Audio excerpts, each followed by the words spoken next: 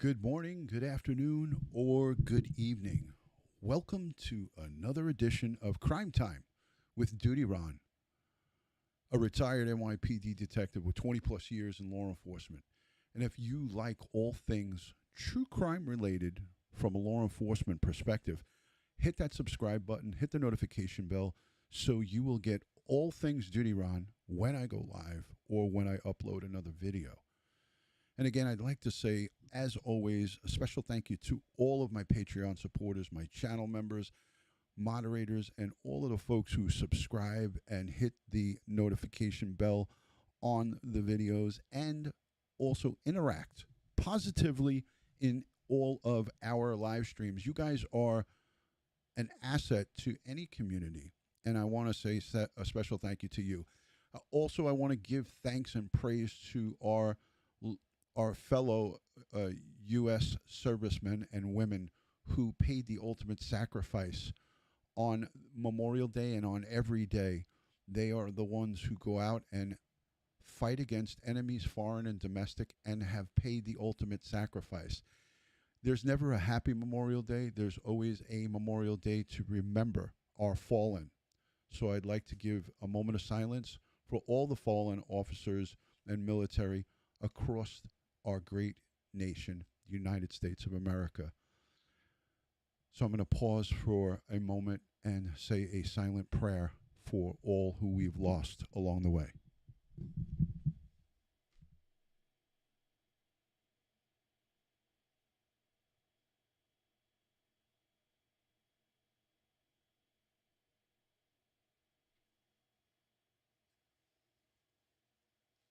Amen.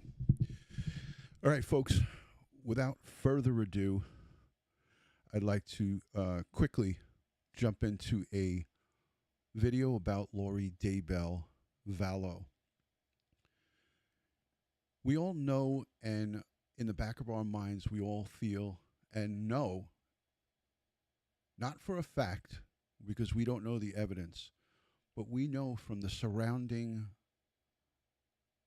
things that took place and occurred between Lori Daybell Vallow, Chad Daybell, Alex Cox, Melanie Gibb, and all of the people who were friendly with her. They had extreme knowledge of how dangerous she was.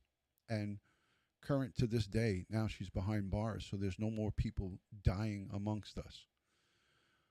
Her husband at the time, Charles Vallow, was begging for the police to help him, to help his wife. And we saw that through social media, through body cam footage, through 911 recordings. In 2019, early, January 31st of 2019, we heard 911 recordings of Charles Vallow contacting the Chandler police, the Gilbert police, begging and pleading with them to go and take his wife to the Bridges program. Thank you so much, Bugsy, for the super love. Thank you for the super chat. Hello to retired Sergeant Melinda. Thank you for your service. Hi, Gemma's Grace and Journey. I'm going to get into a quick roll call with you guys, and then we will jump right into this. You guys kind of get where I'm going with this. I'm going to show you a little bit of video in a few. I'm going to show you a tad bit of video of Charles Vallow begging and pleading for the police to help him, to help rehab his wife. And then we're going to see, in no uncertain terms, the deadly mistake that Charles Vallow made to go back to his wife and try to work it out. As we know, that didn't work out for him. He wound up taking 4 shots to the chest and was executed and killed, in my opinion, murdered inside Lori Daybell Vallow's home that she shared with her 2 children, and Alex Cox was there. He admitted that he had a room, that he was staying there, and that the murder weapon was found inside a room with a mattress on the floor. Gemma, thank you so much for the super love all the way from the UK. Gemma's Journey and Grace says, love you, Ron. Thanks for being such an amazing friend. I'm truly humbled to know you. Hashtag autism champion. Thank you, Gemma, for the super love. Appreciate that. And there's the NYPD car. That's why I love Streamlabs. Streamlabs is really cool. It's very interactive. Anytime someone subscribes, anytime somebody sends a super chat, it comes straight into here and gives me a notification. Julie, thank you so much. DutyRon, your PayPal account. DutyRon, your PayPal account. It's the PayPal is in my bio, and it's also in DutyRon.com. So if you go over to DutyRon.com, you'll see it. It's in my bio. So again, there was a I'll turn the volume up a little bit for you guys. I'll pump up the volume, dance. So there you go. There's a little volume. I just pumped it up. I'm in the red, as a matter of fact. Right now, I'm in the red. So I should be overmodulating and loud, and I will get a couple of messages at the end of this. Like, hey, DutyRon, what the heck's wrong with you? Why are you so loud? So I turned up the volume. I turned it up. Let me get a number one if this is better. Give me a number one in the chat because I don't have much time here. I'm only going to be able to stay with you guys for about 20 minutes or so from now. I pumped up the volume. Give me a number one if that's good. If it's too loud, say, hey, DutyRon, turn that volume down. I got a bunch of number ones coming in. Holy shit. Nice. All right, guys. All right, we did it. It is pumped up, and everyone's ears are now exploding. Everybody, please, whoever can't hear, turn up your hearing aids and get it ready to go. Turn the hearing aids up, and I pumped up the volume just for you. So if your hearing aids are low, turn them up to number 11. These go to 11. My hearing aid goes to number 11. I'm turning up my hearing aid to 11 for all of you folks. All right, there we go. Lori Vallow. In my opinion, as a seasoned law enforcement professional, and this is, I'm all over the place here, but I'm going to tell you right now, I feel in my heart and in my investigative heart, she ordered the killing of Charles Vallow by her brother, and she ordered the killing of Tylee and JJ by her brother. She had him so wrapped around his finger and so hypnotized that all she had to do is tell him that we need to eliminate these folks. And we saw on July 11th, 2019, just 6 months after Charles Vallow made those phone calls to 911 and to the police department locally in Gilbert and Chandler and all of those in Maricopa County, he begged and pleaded with them. And 6 months later, after he shook the tree up. Now, hear me out. Anybody that shakes the tree up for Chad Daybell and Lori Vallow surprisingly come up dead. Along with his wife, Tammy Daybell. She was in his way. For those of you who agree with me, put a number one in the chat. If you disagree with me, and I hope if you do disagree with me, you have enough courage to put a number two in the chat. I extremely, and I've said this before, I feel strongly that because anybody that got in the way of these two, they come up dead. And the person who was doing a bulk of it was the scapegoat guy, who also wound up dead, who also mysteriously wound up dead.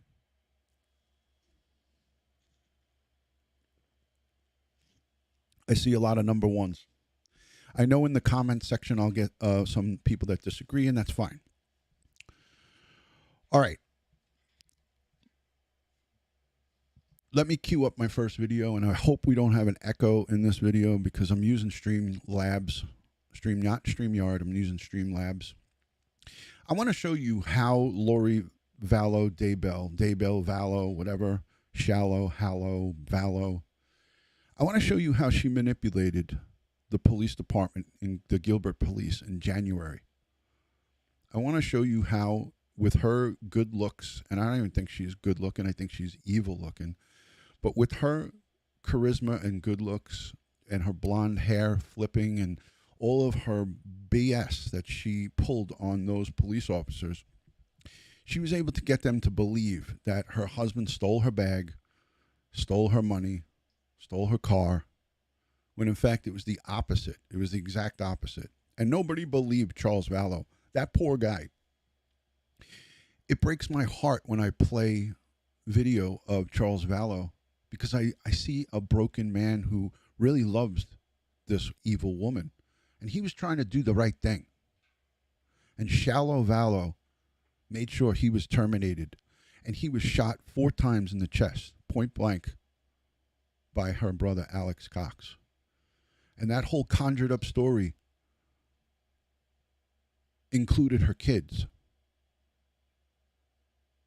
And that Tylee went at Charles with a bat, which I don't believe ever happened. I don't believe she came out with a bat. That was their story. That was their story that was conjured up.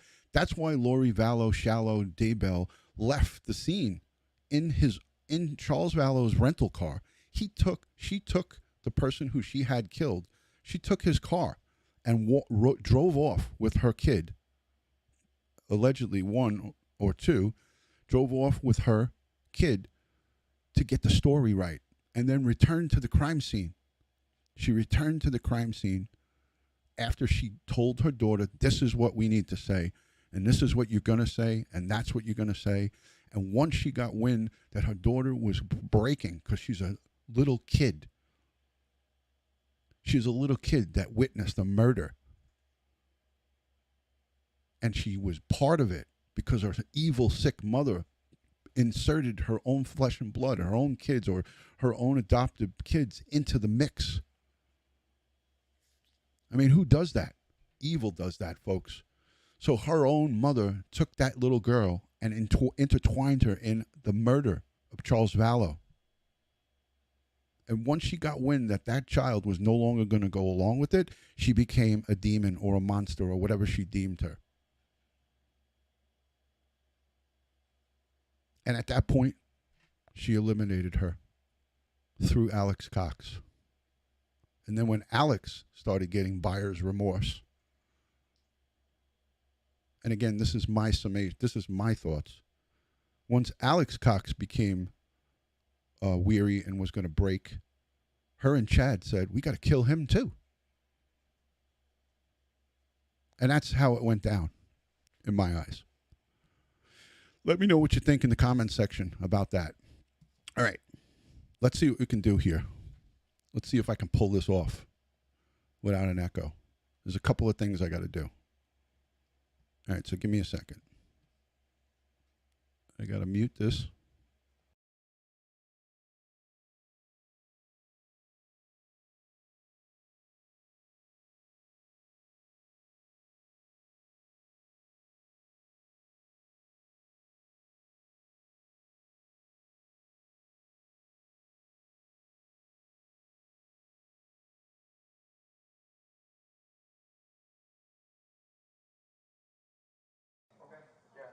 Yeah.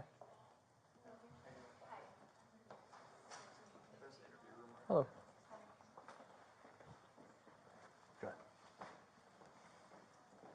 Hello.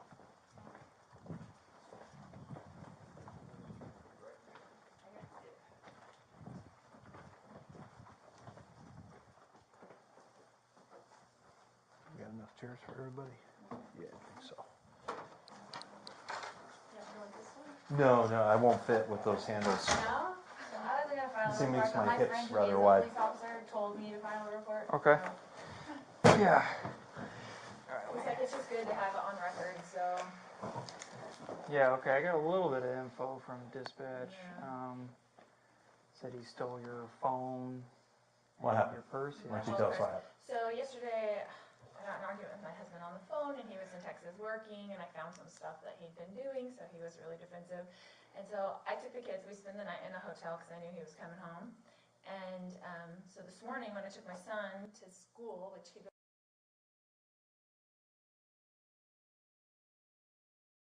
When I went into the school to take him into school, he was waiting somewhere and like stole my purse out of the car, my whole purse. So my phone, my wallet, my money, my everything was in there. So I had the door locked, but the sunroof was open because we have a service dog and he was in the car and I didn't want to, my son was kind of throwing a fit. I didn't want to get them both out of the car because it was a mess this morning. And we didn't have any of our stuff because we spent the night in a hotel and he was out of his element. So I didn't lock the door for like the first time ever, and he like, whatever, either got it out, I don't remember if the door was locked, he got it out, or he reached through the sunroof and just got it. Okay. But then he started texting all my family and all my friends and impersonating me and got my friend lured over to the house to meet him, where he had like kicked in the door to get into the house and stuff, so. And you did that this morning? Last night. Last night, okay. Which I'm glad we went there. So. Right. Okay. And so I got there, I'm like, Lori? Where's Lori? But he Oh, texted she's not her from here. my phone because I was a little he was pretending to be me, saying, "Oh, come meet me at the house," or whatever. Okay. So, like, How did he, what did he say to you then? He said, can you come to the house now?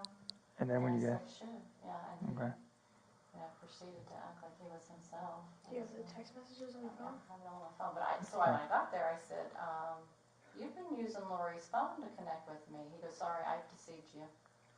I said, oh, okay, yeah, you did. And luckily, there were some other people there that were, So he was changing the locks and probably the got the door locksmiths were fixed there. where he kicked it in, so that The people locksmiths wouldn't were there, see so I'm glad that they were there, but there was a white Suburban, which I don't know, it was up in there, I don't know where he got that car, but anyway, it was a few vehicles, so I didn't know, who, I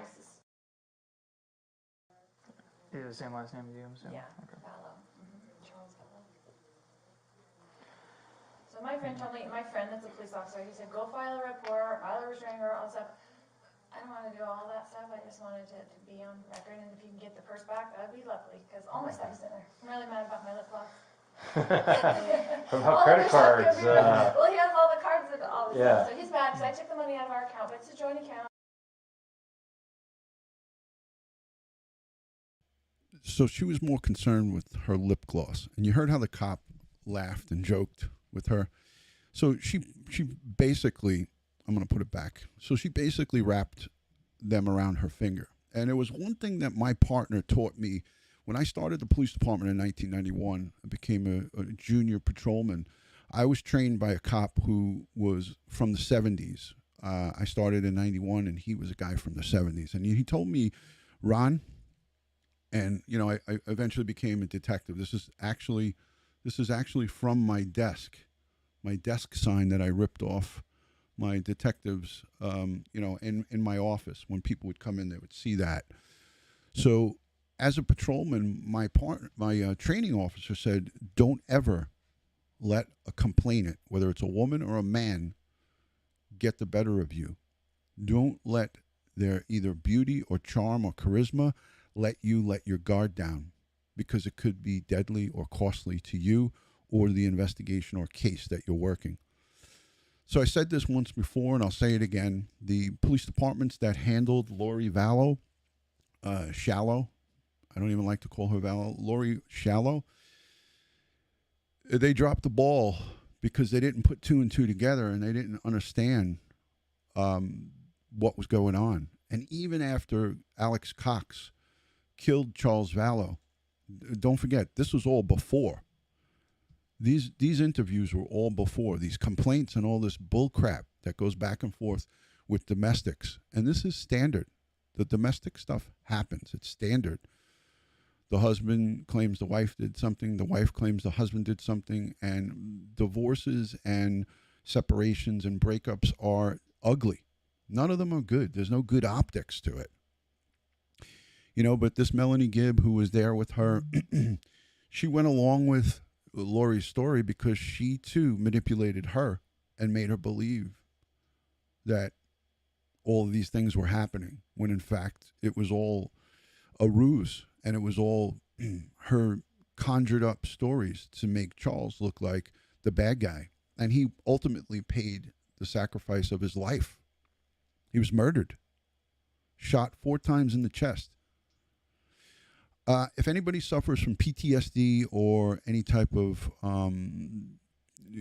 can't take seeing anything like this. We're going to show the body cam footage of what led up to this horrific day. January 31st was when it all started going with Charles Vallow, and then unfortunately July 11th of 2019, and then, as we know, unfortunately, September of 2019, just a short time later, the two children, Tylee and JJ, met their demise as well at the hands of this killing machine, this monster killing machine. All of this took place in 2019, started early January or late January, and went straight in. The killing machines went straight from July to September. And it's an unfortunate, horrific turn and chain of events. So, again, everyone's focusing on the wrong things. Melanie Gibb, if found to be a co-conspirator, the long arm of the law will grab her and put her in cuffs and lock her up. If there's a sufficient amount of evidence, you can't just go by what we think or what has happened or what's in your mind or what you feel. They need sufficient evidence to come forward with severe charges like that. But be patient. Be patient, because I feel that the Maricopa County District Attorney's Office and the police department have a tad bit of egg on their face. And according to paperwork, Sergeant Jason McClyman confirms that on April 1st of 2021, they submitted a case to the Maricopa County District Attorney's Office for conspiracy to commit first-degree murder against Lori Vallow, Shallow Vallow. So the long arm of the law has reached out and grabbed Vallow, Lori, for the murder of her husband. The process has started. Now, what I'm confused about and what I'm concerned with is that April 1st is 2 months ago. Why hasn't the DA brought charges forward? That could mean a couple of things. They could be doing a lot of investigation, the district attorney's office, making sure that they're dotted their I's and crossed their T's, that the evidence is sufficient to bring on conspiracy to commit murder in the first degree, and to seal the deal in regards to Charles Vallow's murder, which prior to this, they said it was self-defense and that Alex Cox was cleared. There's also going to be an investigation, which has already happened, but they're going to revisit Alex Cox's death. And I wouldn't be surprised if Lori and Chad come up with conspiracy to commit murder in the first degree against Alex Cox as well. And he was no angel, because he did commit, I feel, these acts under the ruse of and the craziness of Lori, Daybell, Vallow, and Chad. All right. Let me get this quick. Let me get this up quick. And here's my disclaimer. If you are suffering from PTSD or you can't handle seeing a blurred out human body, this is 7 minutes of not fun stuff. But this will give you an idea of what the police department saw on that day. And I have some problems with the way this crime scene was handled as a seasoned investigator from the largest police department, the NYPD. Alex Cox wouldn't have been able to sit on a curb if it was my case and I came up on the scene. He would have been in the back of a caged RMP, Radio Motor Patrol, because if he did in fact have any more weapons on him or was suicidal or not acting right, he could have ran into another neighbor's house and slit somebody's throat, God forbid. I'm just thinking of the most worst case scenario. It's always easy to Monday morning quarterback things, but I got to tell you, I would have had secured that scene quick. I would have been house would have been roped off once I saw that body inside, because you're going to hear this officer say there's nobody should go inside there. He's inside. He's on the floor. The crime scene would have been secured immediately, and the potential perpetrator, I don't care what his story is going to be told from the back of a controlled location inside the radio motor patrol car. They have cage cards. I saw it. That's where he would have been. But that's me. That's me. So, all right. So again, if you suffer from PTSD, please step out at this time. At this time, step out. Here we go, kids.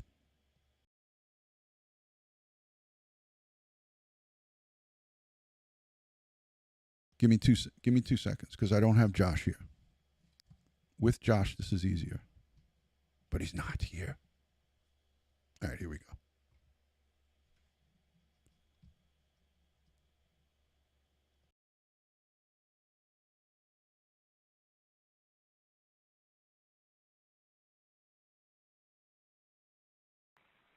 It's at 5531 South Four Peaks.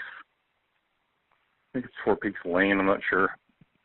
I'm sorry, you say you don't know the direction? I don't know the street name, if it's a lane or court. It's 5531 East, though? Yeah, or South. South Four Peaks. 5531 South Four Peaks in Chandler. Is that right? Yes. You need Yes. police or paramedics? Both. I'm in police and an ambulance. What's the emergency there? I got in a fight with my brother-in-law and I shot him in self-defense. Okay, let me get the medics on the phone. This is Alex Cox talking now, guys. And is he hurt or is he alive or? Yeah, there's blood. He's not moving. How long ago did this happen? A couple of minutes. Fire department, what is the address of the emergency? 5531 South Four Peaks. And is that a house in Chandler? Yes. And your phone number, please? 480-351-9120. And just repeat the address to confirm it. 5531 South Four Peaks. And what is the emergency? I shot my brother-in-law. Okay, what part of his body is injured? In the chest. I'm sorry, where? In the chest. Okay, is he awake and responsive or unconscious? Unconscious. Okay, is he breathing? I can't tell. Okay, are you willing to go over to him and check? Sure. Okay, do you just let me know if you see his chest going up and down? How old is he? It's not moving. He's 60. Okay, and are you wanting to start CPR? No, I don't know how to do that. I can walk you through it. Okay. And what I want you to do is you're going to put one hand in the center of his chest. Yeah. The other hand's going to go right on top of it. Okay. You're going to interlock your fingers, keeping your arms straight, and you're going to press down hard and fast into his chest. You're going to go 2 inches down and fairly quickly. 1, 2, 3, 4, 5, 6, 7, 8, 9, 10, making sure his chest goes up between each compression. Where's the gun now? It's in the other room. Okay. PD, we're going to stage for you. Okay, thank you. Okay, just keep going with those compressions. PD, did you have any other questions? Yes, what's your name, sir? My name is Alex. Last name is Cox, C-O-X. And where are you in the house now? In the living room. And where is the gun? It's in a bedroom.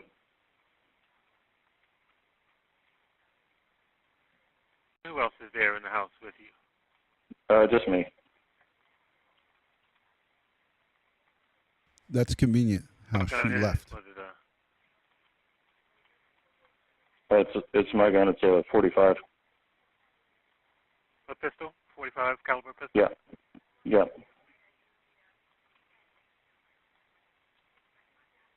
What's his name, your brother-in-law? Charles Vallow. His last name, I'm sorry? V-A-L-L-O. Vallow. V like Victor or G like George? V like Victor. Okay. Well, police and medics are on the way to help you.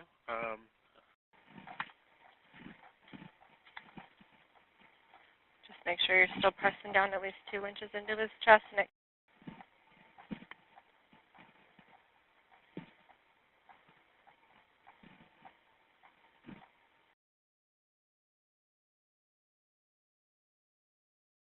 Okay, so you guys get the idea. I'm going to show you quickly. Farmall Fanatic, thank you so much for the $5 super chat. Death penalty, definitely.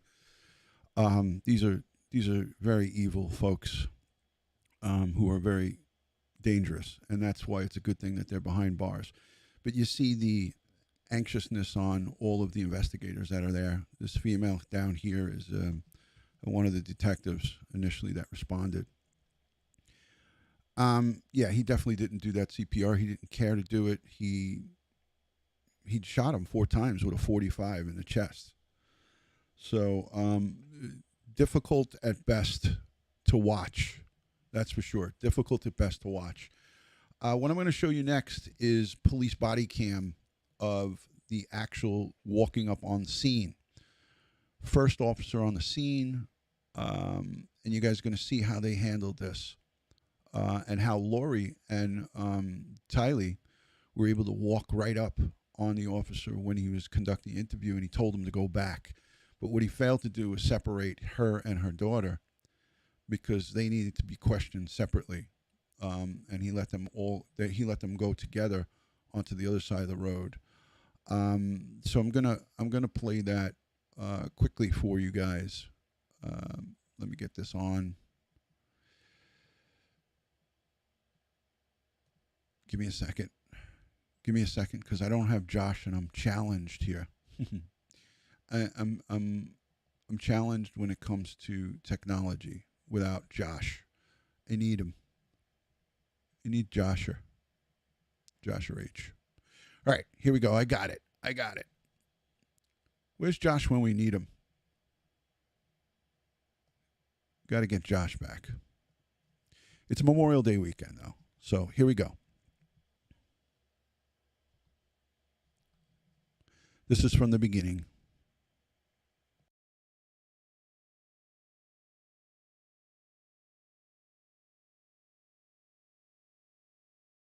Again, folks, if you suffer from PTSD, don't watch this. Please, tune out.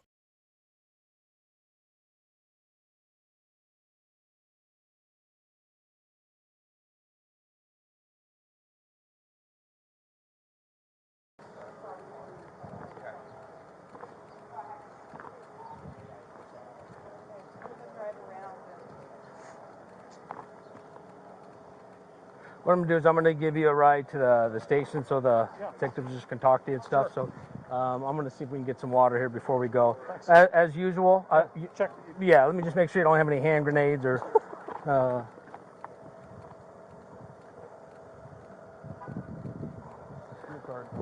You mind if I just put all this like in a bag? Here, hold on to this for a second. Let me go grab a bag. Give me just a second, sir.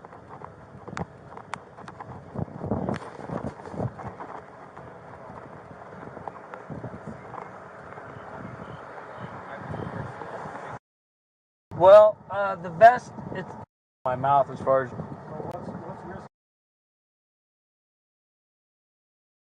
All right, that was not what I wanted to show you. So, again, that was the second piece. That was after a long, long time. That was way after the crime scene was established. Again, I don't have it in the right order, but I want you guys to see the initial... I want you guys to see the initial response, so you guys can see how kind of lackadaisical it was, and how they kind of just let him sit on the curb and just hang out. I would have, wanted him definitely questioned about how all this happened, and they did bring him back for the detectives to question him. That I will say, obviously, that took place. But initially on the scene, I wasn't happy about the way that whole thing was handled. And I wanted to show you quickly Let me get it. I'm going to get it. Just bear with me. All right, here it is. I got it. Yes. All right. I never give up. Thank you to everyone who's given super chats and all the new subscribers and all the people that are hanging out here with my difficulties, with my technical difficulties, but I got it. All right. So this is the initial response.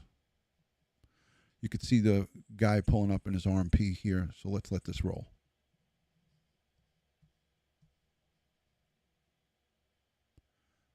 Thanks for bearing with me.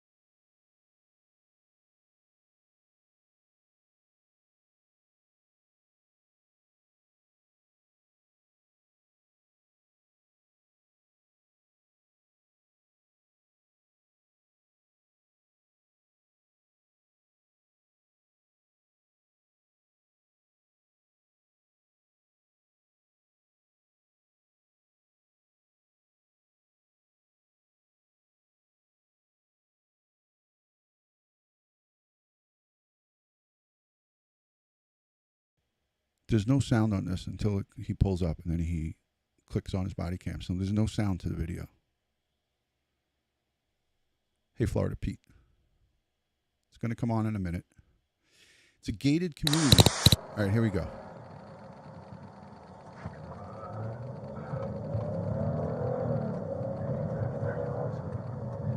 All right, so he's responding. This is the first officer or backup.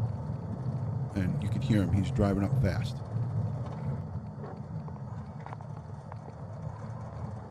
RP's advising the 54 hour narcs involved. The brother's here visiting, brother-in-law visiting from Houston. They're giving him the details that Charles Vallow is visiting from Houston. This is the first officer.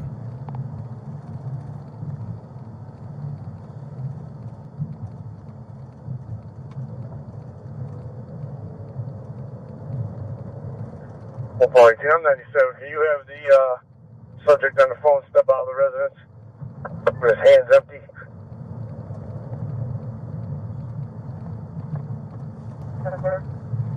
Fire department was there, but asked to back up. That's fine. Fire's right up the street.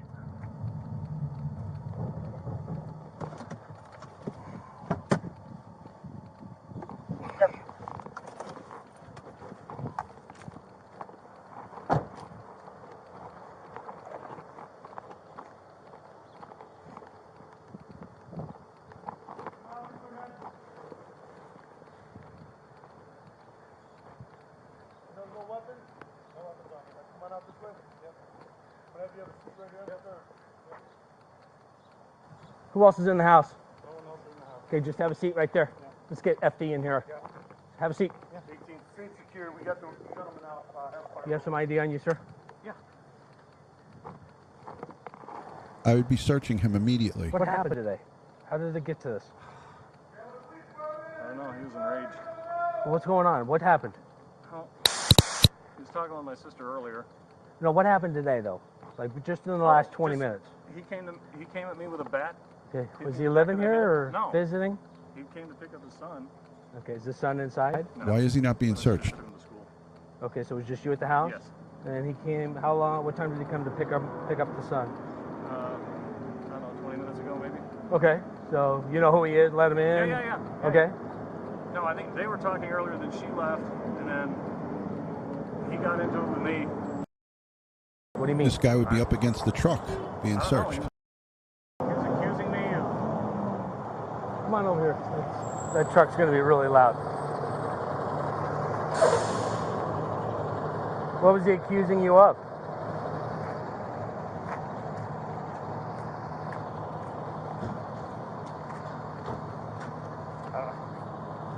He was just yelling at me.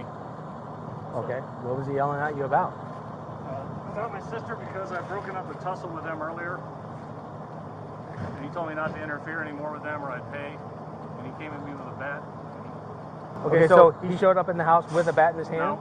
Okay, so... There was a scuffle earlier with my sister and my niece. My niece got involved. About earlier meaning earlier this week, earlier no, this morning? Just this morning, before they left. Before your... Okay, so just so you know, she drove off in the rental car that Charles Vallow had. She took the car, his car, after this happened, and drove away with Tylee. Just so you know. The officer goes inside this garage and sees her car in there. The pickup truck, I believe, is Alex's.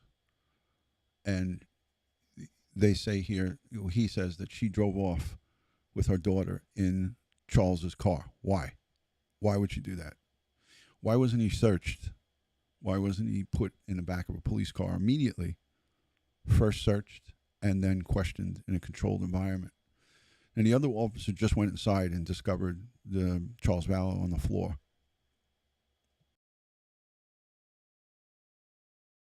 Your wife left? My sister. Before your sister left? Yeah. Okay, who lives here with you? Nobody. I don't live here. My sister lives here and my niece lives here. And you're just visiting? I was visiting for the night. Okay, so you're over here visiting your sister and your niece? Yes. Okay, and there was a tussle between your sister and her husband? Yes. And does the husband live here or no? No. Okay. Okay, is he an ex-husband or just current husband? They're working on that. Gotcha. So at some point earlier today, they get into some type of domestic? Yeah, just this morning, then they left, and then he came at me. They left meaning who? Both of parties? Yeah, my sister took my niece and my nephew. Okay, so they left. To create some space from him, and then he came at me. Okay, but did he leave also? No. He stayed here? He stayed. So you guys are kind of talking in between or what? Who are you? Who are you? No, just go back. I appreciate it. Thank you, sir. Thank you. So it's just you and your brother-in-law? Yes. Okay. And kind of go through it. So, say something like, hey, don't touch my sister, or... Yeah. Yeah. Okay. And then he picked up the bat. Where was the bat at? In the living room. Okay. The guy inside's name? No, I haven't got it.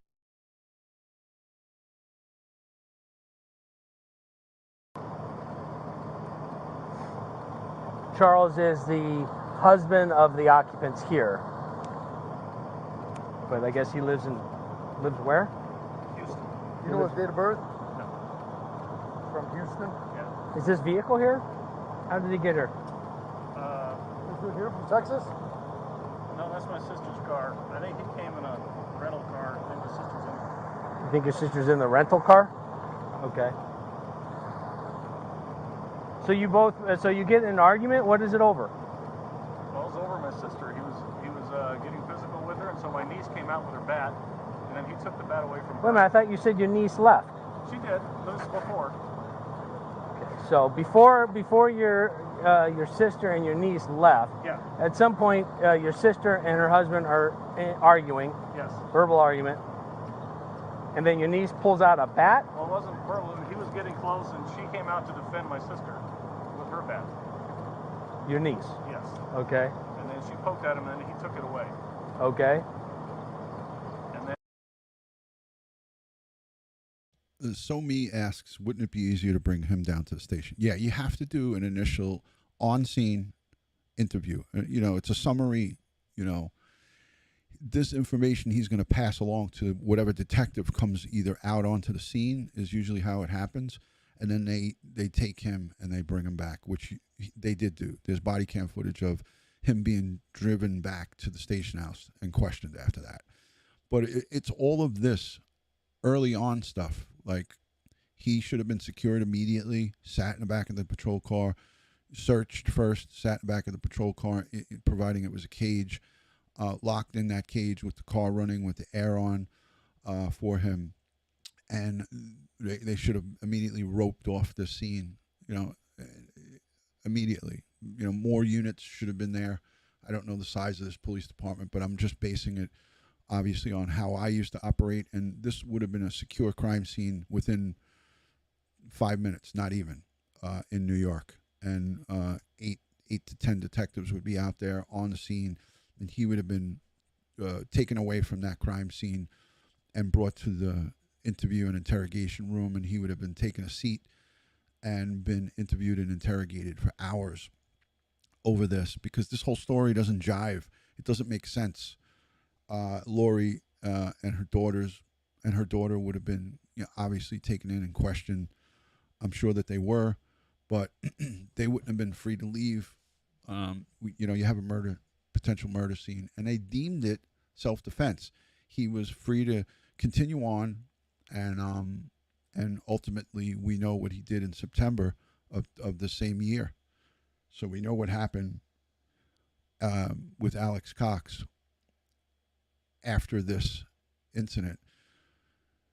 So people ask me, do you think that they dropped the ball here? Certainly, this is a big oops. And if it would happen in a big police department like the NYPD, heads would be turning. Heads would have to roll for this. People would be in trouble. This thing should have been figured out. And people are going to say, "Oh, it's easy for you to say that because I'm Monday morning quarterbacking it." But you know what? The facts are the facts, and I always call it as I see. And I think if this was a tight investigation, we wouldn't be here revisiting it in 2021. Why April 1st of 2021 does the police department spokesman in Chandler, Sergeant Jason McClellan, state or confirm to Idaho News that they submitted the case back to Maricopa County DA's office on first-degree murder? It just doesn't make sense. But, you can't turn back the hands of time. There's no do-overs when it comes to this. And if I was asked the question, do you think that they fumbled this case? I would tell you yes. I think somebody dropped the ball here big time. So if they gave the evidence back to the DA April 1st, it's almost June 1st. This is Memorial Day weekend. In a couple of days, it's going to be June 1st. So it's 2 months ago. I would hope that they come forward with, with the charges, conspiracy to commit first-degree murder, because it was a conspiracy between Tammy Daybell, Vallow, Shallow, and Chad Daybell. He had a hand in it as well, and more than just those two knew about it. That's a fact. And at least one or two children who knew about it are dead. And the potential perpetrator, in my eyes, I could say this, the perpetrator who's sitting on the curb right there in front of us, Alex Cox, is dead too, mysteriously. And all of it is intertwined with extreme religious beliefs, mental illness, and a sick, twisted killing machine. So that's where we're at with this. Let me look at the chat, because I know I've been neglecting the chat. There's another one. I'm not going to do this. I just decided I'm not going to let you guys see the cops' body cam footage, but you can go over to idahonews.com and see it on their YouTube channel. They walk through the house, and paramedics do CPR on Charles. I'll fast forward this, and so you could see Lori come up with her daughter. Such a shame. I'll fast forward this. Hold on, guys. All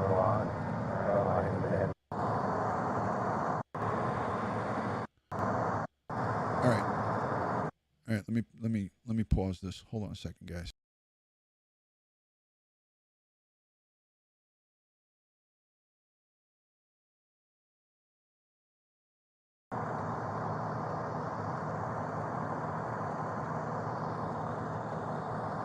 This is the point that Lori shows up.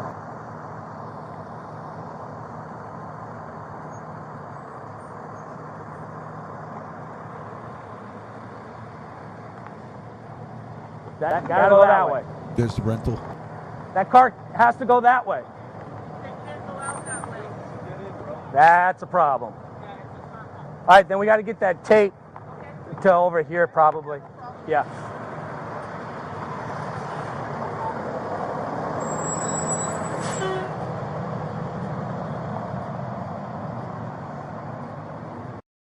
So that's a... All right, let me get your information. Does your husband live here or no?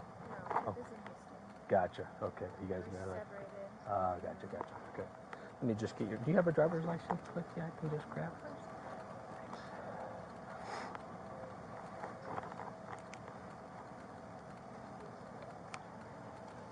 Thank you.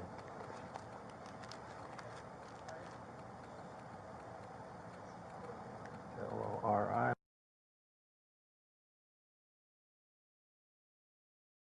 Okay, it's paused because of personal information being exchanged right there. So the audio is paused.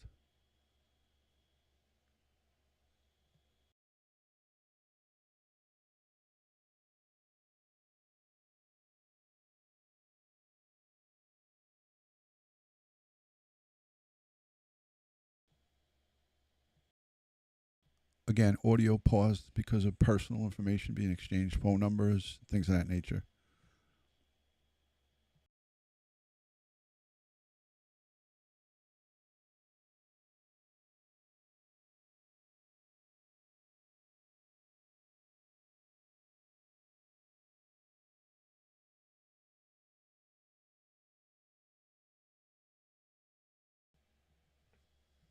All right, so that just gives you an idea of the whole general, how they treated her, and she was kit gloves. It was not even, they didn't even tie in that she had something to do with it. It wasn't suspicious to them that she drove off when, after her husband was shot with her daughter. Like, all of that would be major red flags for me. And I might just be saying this because I'm able to look at this after the fact, but I've handled hundreds, probably thousands of crime scenes where people have been shot. And if there was this type of scenario with me and the detectives, the greatest detectives in the world, in the NYPD,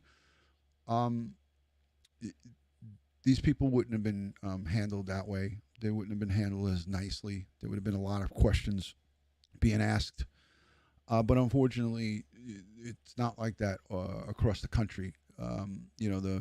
The different variations of detective skills and work, and the sheer amount of crimes that get committed in New York City are astronomical compared to here. This looks like an affluent neighborhood. Thank you, Brent, for the super chat. Thank you to anybody who's given super chat that I missed. So the actual amount of work that police departments do when I'm talking about murder scenes or handling violent crimes like this, if you don't do it a lot, again, if you're a mechanic and you don't do engine tune-ups often and someone asks you to do a tune-up, you may not know what to do. So, or you might not know it well. Just like if you need heart surgery, you're not going to go to a surgeon who doesn't specialize in heart surgery.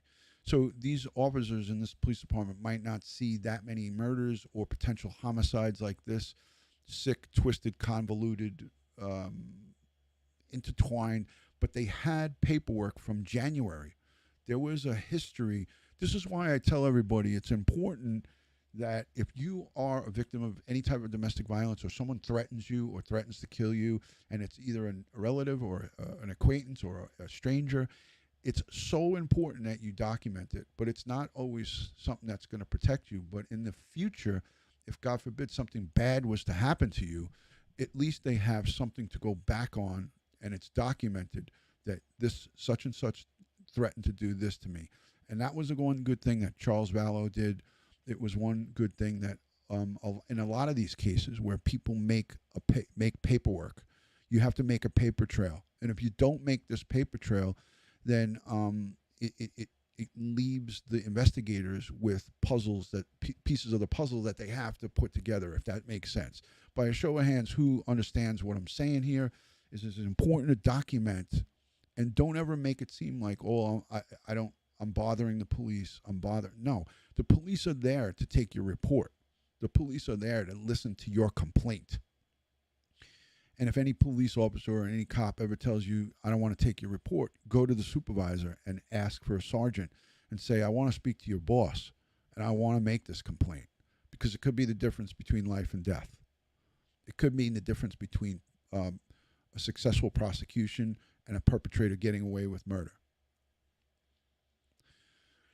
So that's what we have here. I feel that, again, strongly that Lori Vallow and Chad Daybell had to get rid of Charles Vallow because he was causing a problem. The problem is that he wanted his wife to go get rehab and go to the bridges and go. He was telling people she was crazy. He was telling people that she was saying nutty things, that she became unhinged. Once you do that to Lori Vallow, you now become a potential murder victim. So anybody that went against the grain, and if you look at my previous videos and you look at some of the things that I said about this killing machine, don't think it's just Chad Daybell and Lori Vallow. There is hundreds, maybe thousands of people like this out there. Thank you for the super love, Jennifer. Thank you for the $20 super chat. She says, DutyRon, thank you for your continued service and everything you do every single day. You inspire me, my friend. Jennifer, thank you so much for being here. She is down in Bakersfield. Good friend of mine, and a great human being, Jennifer Nobles. We do the Orrin and Orson West case together. She's down there, boots on the ground in Bakersfield. So thank you, Jennifer, for the $20 super chat, and thank you for being a channel member. Again, it's important that we document this stuff. I really feel strongly that anybody and everybody who rocked the boat with these two evil killing machines came up dead. And if you think that they're just the only two that are involved in this extreme religious behavior and mental illness, you're sadly mistaken. There's hundreds of thousands of people running around all across the globe with these extreme ideologies, and it's dangerous. Anybody that's extreme with any religion or faith or belief is a dangerous person. That's a fact. So on this Memorial Day, we give thanks and praise for those who paid the ultimate sacrifice in the military, saving us from evil and saving us from our enemies, foreign and domestic. So thank you to our servicemen and women who paid the ultimate sacrifice and their families. I tip my cap and always give thanks and praise to our military. I'll take a couple of questions in the chat. I might not be able to answer these questions, but I definitely will take some questions in the chat. RDNAC says, yes, Ron, I got you, brother or sister. I got you. Hi, Gerda. Thank you for the happy Memorial Day and weekend to everybody. Wishes. Keep up the good work, says True Scott Craze. Real Gon Gonzo, I see is here. Thank you for joining. Appreciate the work that you do. Sandy Lee, I'm scrolling back. Debbie. Gil Sharp. Hi, Garden Girl. Thank you for joining. Paisley Dreams. Always appreciate your perspective, DutyRon.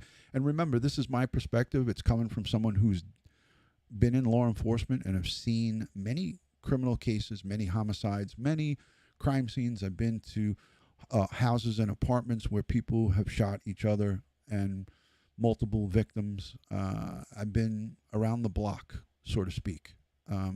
This, again, my opinion is that the police department that handled this crime scene was not on the ball. They did do some good stuff, but they didn't do it in the right timing, and you can't allow people to just walk free in a crime scene like that. Everything needs to be preserved. And it was funny because when you walked inside that house, because I looked at the body cam footage that I said that I was going to show you, but I didn't show you, the police officer who walked in and walked into the house, when you walked through the vestibule, the front door, he was opening up the door to like open the double doors. Like in my world, in my crime scene 101, you don't touch the doors. You let the most minimal amount of people touch anything inside a house. He was without gloves opening the hatches to the second door, you know, the locks up top and bottom, and he was opening the double doors so it would make it easier for people to come in and out. Like, no, I sealed that crime scene up as a patrol cop, and not one person goes in there besides EMS, the paramedics, to pronounce him dead, because you have to have an official he has to be pronounced officially. I have medical go in, pronounce him, and then get the hell out, and then we back out and we wait till crime scene detectives come in so they can do fingerprints and all kinds of serology and blood collection, and all kinds of stuff needs to happen there. And I'm not sure if it did. I'm not sure if that even happened. So again, it is what it is, man. It's difficult. It's difficult. All right, guys, I'm going to wish you a lot of love and respect from my house to yours. I hope and pray that Lori Daybell Shallow is charged with conspiracy to commit murder against husband number 5, I believe, Charles Vallow. Poor guy. Every time I see him, it makes my heart break, because he didn't deserve that. He was trying to do the right thing. He's trying to help her. She didn't want his help. She didn't give two flying about him. She didn't care if he was alive or dead, because she's a sick, evil son of a. And she's behind bars where she belongs, and I hope that they do charge her and Chad with capital punishment, because they deserve capital punishment. And if they don't, I hope they rot and have not one good day in jail, in prison. And I hope that the rest of their natural-born lives are miserable and uncomfortable and despicable and all of the above. Every expletive that you could put in, I would put in. So, again, these people don't deserve anything good, because they represented everything evil, is the best way I could put it. Make sure you like, subscribe, and hit that notification bell so you will get all things DutyRon when I go live or upload another video. Follow me on Instagram, Facebook, and Twitter, all one word, DutyRon, right here. Support your local law enforcement, your military, and all of the people in the emergency 911, the dispatchers, and all the people who are responsible for protecting us. Let me know down in the comment section what you think about this video. I know it was kind of out of my outside of the box of what I normally do, but I was really pissed off because it's been raining all weekend here. We haven't had a great weekend. It's been raining since Friday night. So, we're inside the house, and we really can't do much outdoor stuff because of the weather. So I've been watching videos about Charles Vallow, and it just prompted me to do this because it pissed me off. It pissed me off the way this was all handled. It pissed me off that they effectively got away with it for a short period of time. It pissed me off that they went to Hawaii after knowing that Charles was killed, the brother was killed, the 2 kids were killed. So there's 4 bodies that we know of, and they're in Hawaii dancing and singing and having a great time collecting life insurance. Oh, five people: Alex, Charles, the kids, and Tammy. So 5 people are that we know of dead, and potentially a 6th with the neighbor from a different location. And they're dancing and partying and having a luau in Hawaii. These are evil monsters, folks. These are sick people. This is extreme, extreme evil. So, God bless the world. God bless the United States of America, and God bless each and every one of us here in the chat, and all victims of crime across our globe and their families. My heart goes out to everybody who's involved in this intertwined, twisted case. The Vallow family. Don't forget, Charles has brothers, family, cousins, and, there's families all around. Families on all sides, other kids involved, Colby. There's just too many to mention here. The Woodcocks. I mean, my heart breaks for these people, and I'll continue to cover this until these 2 either fry or get remanded for the rest of their lives. So thank you to the mods and the replay viewers. I love your interaction. Leave me a message down below. Let me know what you think of this video. and I will see you on the next one. Good day from New York, and love and respect from my house to yours. Thank you, everybody.